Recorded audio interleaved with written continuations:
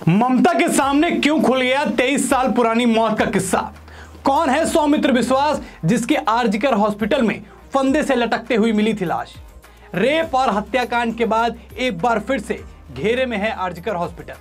बात है 2001 की, जब आरजीकर हॉस्पिटल के हॉस्टल में फंदे से झूलती एक लाश मिली थी जिसका नाम था सौमित्र विश्वास। लेकिन यह मौत थी या हत्या, और आखिरकार 23 साल बाद क्यों खुल गया है ये किस्सा, उसी पर आज बात होगी। नमस्कार, स्वीकार करिए, मैं हूं वैभव दीक्षित। 2001 25 अगस्त को एक मेडिकल स्टूडेंट का शव उसके हॉस्टल रूम में लटकता पाया गया। इस मेडिकल छात्र का नाम सौमित्र विश्वास था। उस वक्त उसके साथी छात्रों ने आरोप लगाया था कि सौमित्र की मौत आत्महत्या नहीं थी, और टाइम्स ऑफ इंडिया की पुरानी रिपोर्ट के मुताबिक इन छात्रों ने सनसनीखेज खुलासा किया था कि हॉस्टल में पोर्नोग्राफी होती थी। उन्होंने बताया था कि यहां पर सेक्स वर्कर्स को लाकर शूटिंग की जाती है, और छात्रों के मुताबिक जो सौमित्र था उसने इसके खिलाफ आवाज उठानी चाहिए और उसके बाद उसे ठिकाने लगा दिया गया। इस मामले में पुलिस के ऊपर भी काफी आरोप लगे थे, और कहा जाता है कि सौमित्र के बगल के कमरे में ट्राइपॉड और रिफ्लेक्टर मिलने के बावजूद पुलिस ने ठीक से छानबीन ही नहीं की। पुलिस ने इसे आत्महत्या बताकर केस को क्लोज कर दिया। बाद में परिजनों के दबाव में केस फिर से खोला गया था, और एक बार फिर आज 23 साल बाद इस मामले ने एक नया तूल पकड़ लिया है। पुलिस ने पहले अपनी रिपोर्ट में बताया था कि सौमित्र ने आत्महत्या की है, लेकिन जो छात्र की मां थी, मृत छात्र की मां, उसको इस बात पर विश्वास नहीं था, और उन्होंने इसके खिलाफ हाईकोर्ट का दरवाजा भी खटखटाया था। उनका आरोप था कि हॉस्टल में अश्लील फिल्म की शूटिंग का विरोध करने पर सौमित्र को जान से हाथ धोना पड़ा।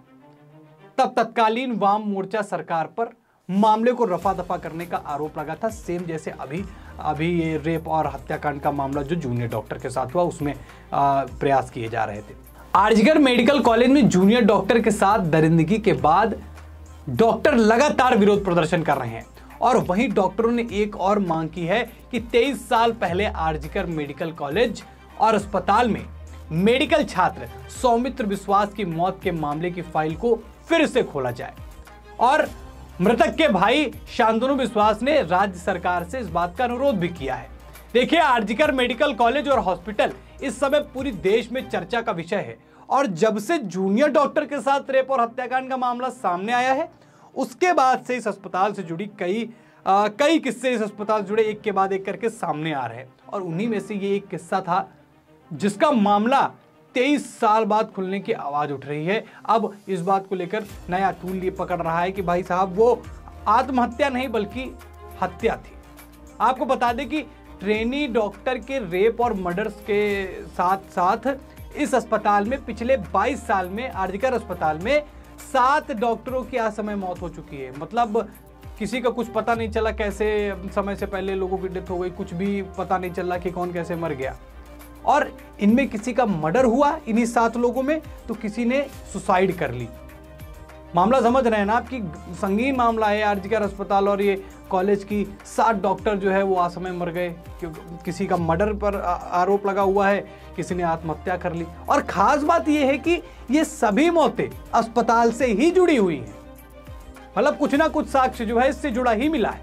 9 अगस्त 2024 को आरजीकर अस्पताल में ट्रेनी डॉक्टर के रेप के बाद हत्या की गई थी, जिसको लेकर आज तक बवाल चल रहा है, और उसकी लाश जो है वो कॉलेज के सेमिनार हॉल में मिली। अस्पताल का कर्मचारी जो है इस बात के आरोपी बताए गए, और कॉलेज प्रबंधन पर मर्डर की बात छिपाने का भी आरोप लगा था। मामले की जांच फिलहाल सीबीआई कर रही है। यह अस्पताल अब जो है एक के बाद एक नए राज खोल रहा है। अब देखने वाली बात होगी कि किसको कैसे, कहां और कब न्याय मिलता है। फिलहाल ममता बनर्जी जिस तरीके से इस मामले में फंसती हुई नजर आ रही हैं, भले ही ये सब मामले पुराने हैं, पर अब उनकी सरकार में ये सारी चीजें खुलकर आ रही हैं, तो ये जायज है कि दबाव ममता पर होगा, और सबकी निगाहें ममता पर होंगी कि ममता सरकार किस तरीके से आरजीकर अस्पताल और कॉलेज में जिस तरीके की ये घटनाएं घटी उस पर अब उनका किस तरीके का रुख रहता है। इस खबर में बस इतना ही।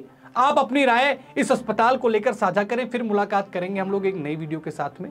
ये वीडियो अच्छी लगी तो वीडियो को लाइक और शेयर करें और आरजीकर अस्पताल के बारे में जो इतिहास जुड़ा हुआ है, जो क्राइम जुड़े हुए से जुड़ा हुआ है, उसको आप लोगों से शेयर भी करें। चैनल को अभी तक आपने अगर सब्सक्राइब नहीं किया तो सब्सक्राइब जरूर करें। फिर मुलाकात करेंगे एक नई वीडियो के साथ, तब तक के लिए धन्यवाद।